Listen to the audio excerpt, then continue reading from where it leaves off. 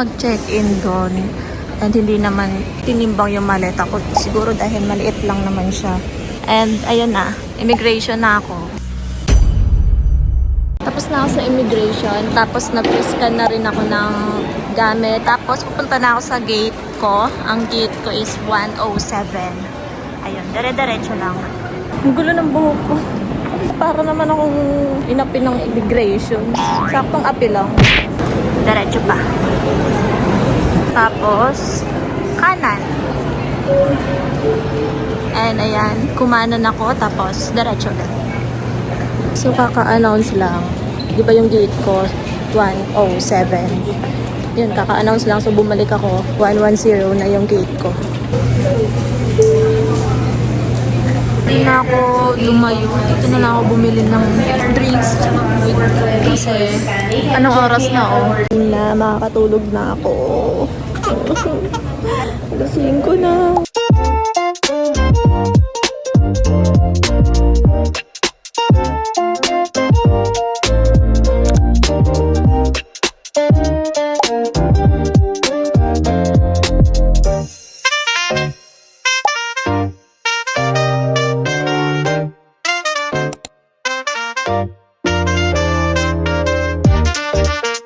Kalalapag ko nga lang ng Hong Kong International Airport.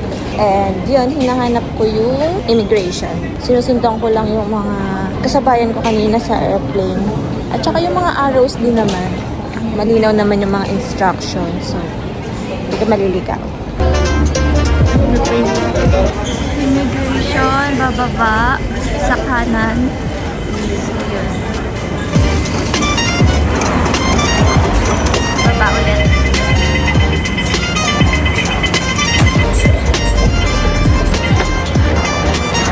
Sasakay tayo dito. Papunta ang immigration.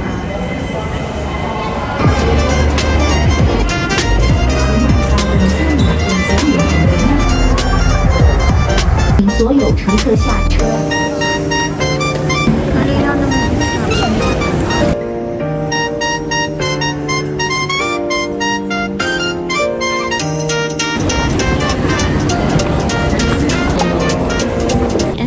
Immigration, lalo may interview. Bibigyan mo lang passport mo and then go na. Doon ako exit kanina galing immigration. Then dito tayo didiretso.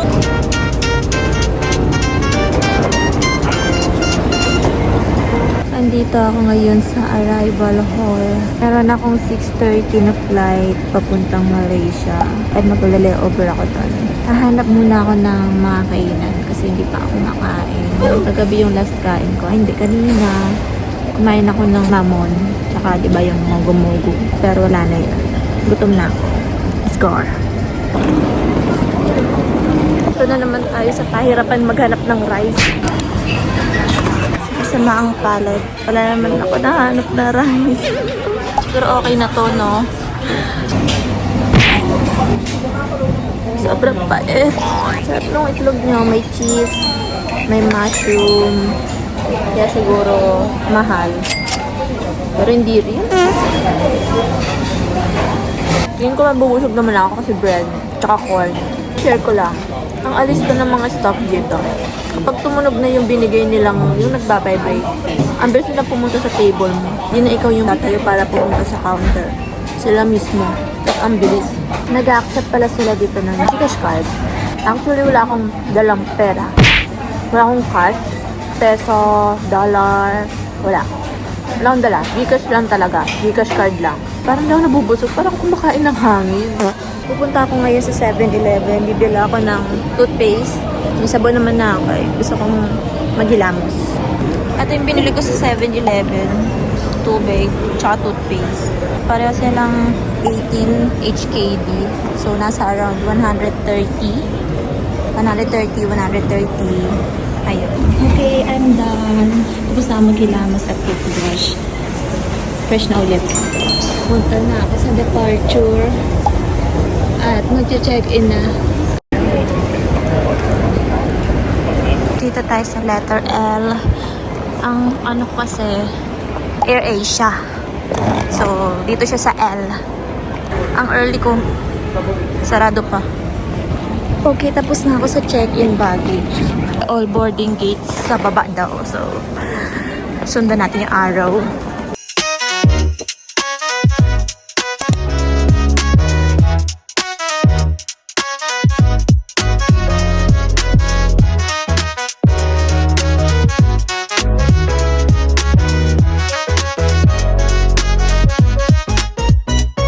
Okay, so magtsikahan muna tayo. Ang oras na ay 4:50. Ang flight ko pa Kuala Lumpur is 6:30. Ang lamig na. Sabi ko, kung pwedeng i-reheat. No daw, hindi daw pwede. Ang tigas, ang lamig. Mas masarap sana to kung mainit.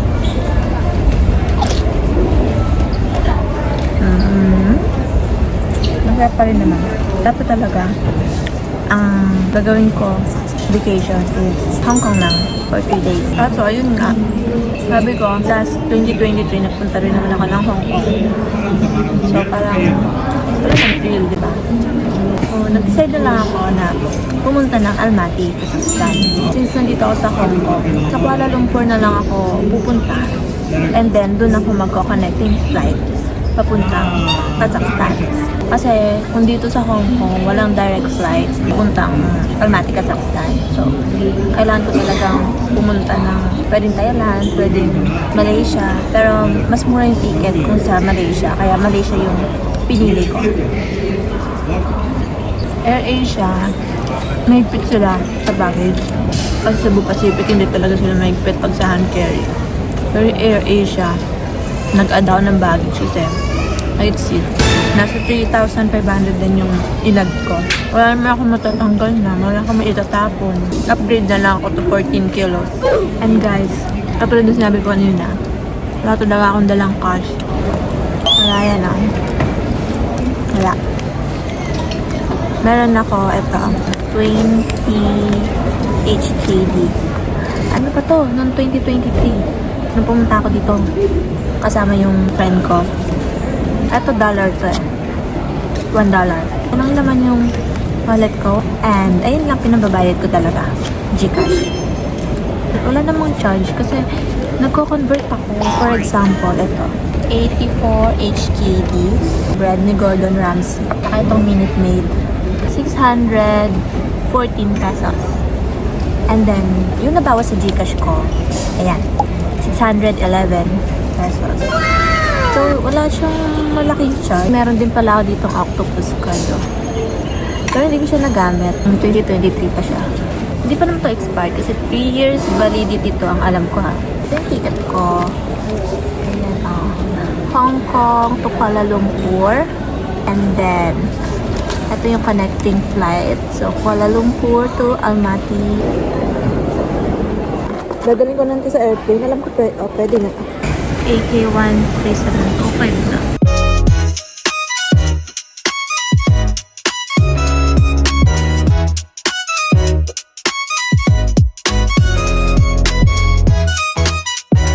Oh, sasakay na naman tayo ng tren.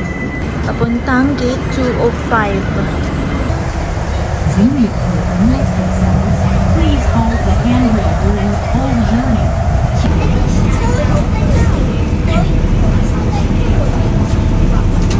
This is the terminus. All passengers, please alight here.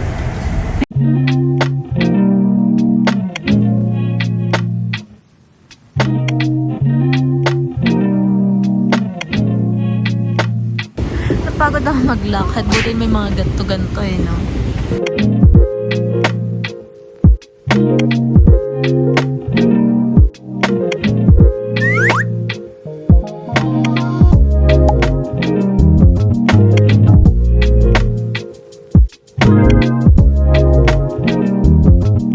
Ang sikip ng upuan nila. Yung sa paa, sobrang sikip. Nilipat ako ng upuan kasi dun sa assigned seat ko, may nakaupo. Nilipat nila ako. Wala akong katabi. Tapos window seat po. Wow!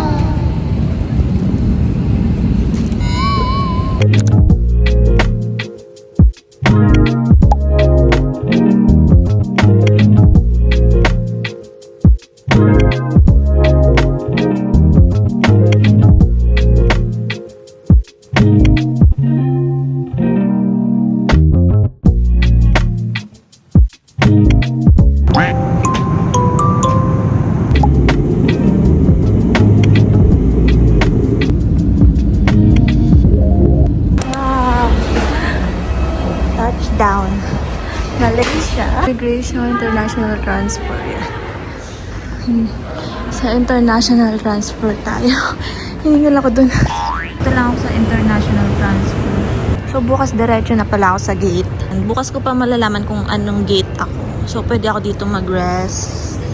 Dito. May saksakan din naman. Wala akong magagawa kundi magkape ngayong gabi. Kasi kailangan ko mag-charge. Pareho kong phone ko low bat na. Tapos yung power bank ko, wala. 0. H-Fish again. Because we're cashless, homeless. Ano pa? Thank you. Later we call the number 31.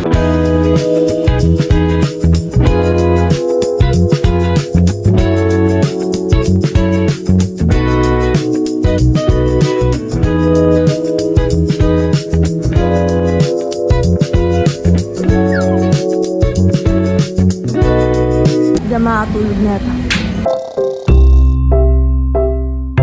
Okay, tapos na ako fresh na ba? Tapos na mag-freshen up. Naghahanap ako ng pagkain.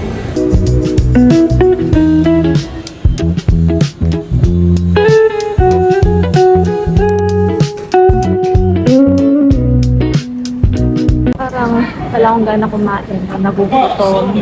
Hindi ko alam, hindi ko maintindihan. Crispy chicken and scrambled egg sandwich. Tapos meron silang chili sauce. Almaty. Parang nakakalito dito kasi walang araw kung saan ka pupunta. Ganyan lang siya. Wala siyang malaking katulad sa Hong Kong. Malaking mga araw. Nahanap ko ngayon yung gate ko. Ang letter ng gate is Q10. Ay, ito. Ba't naman nandito sa baba, hindi sa taas? Babalik ako. Paano? Ba't nasa sahig kasi yung ganyan nila, no?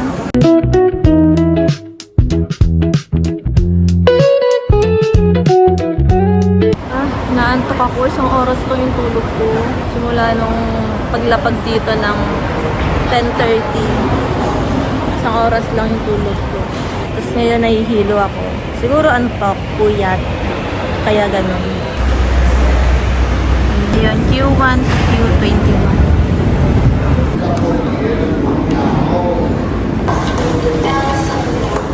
Papunta na ako ngayon sa aking boarding gate. Maga pa naman, 11:40 pa lang.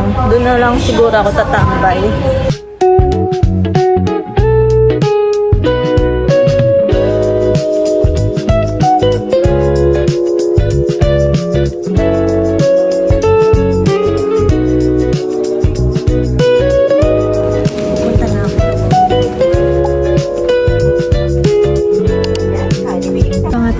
Plane ko na to, nahihilo na ako.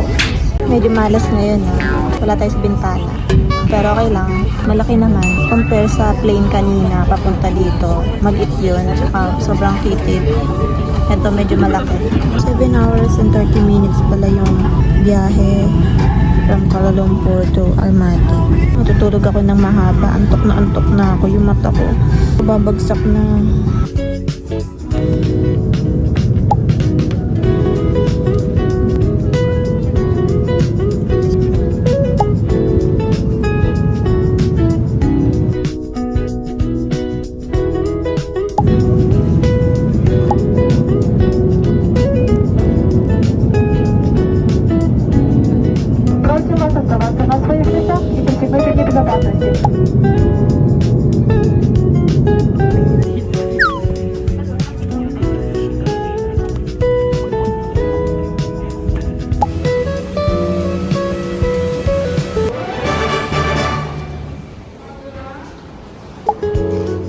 For sure, sa immigration din naman sila pupunta. Kaya sundan na lang natin. Passport control.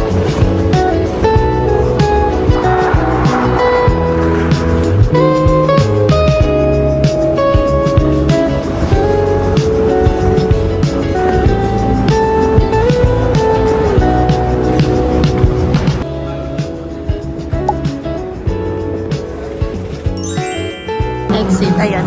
May exit naman ako na rin. Ano tong red line tsaka green line?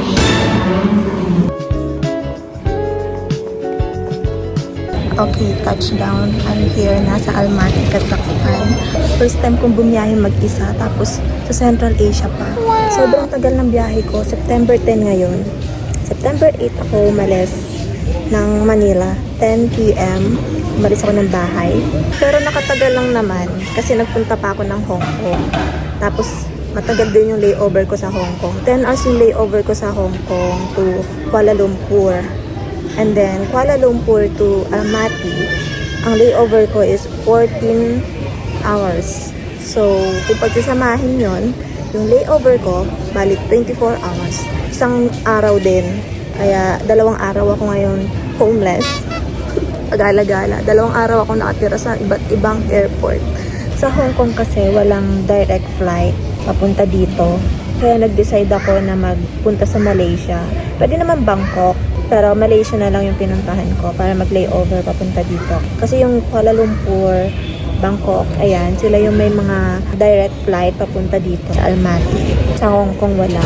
Yun nga pala, nung nasa Kuala Lumpur ako, hindi na ako dumaan ng immigration at saka ng check-in baggage. Nag-ano na lang ako, international transfer. Kasi connecting flight naman siya. So yung boarding pass ko, binigay na sa Hong Kong pa lang. So wala na akong kinuhang boarding pass doon sa Kuala Lumpur.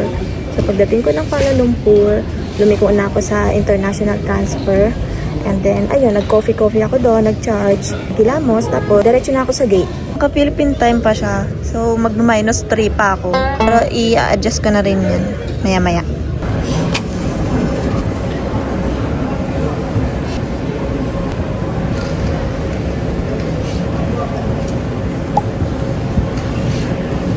Please don't forget your card.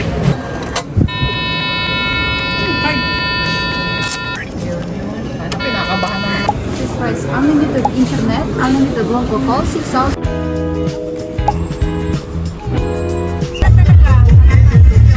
Kalabit-kalabit lang.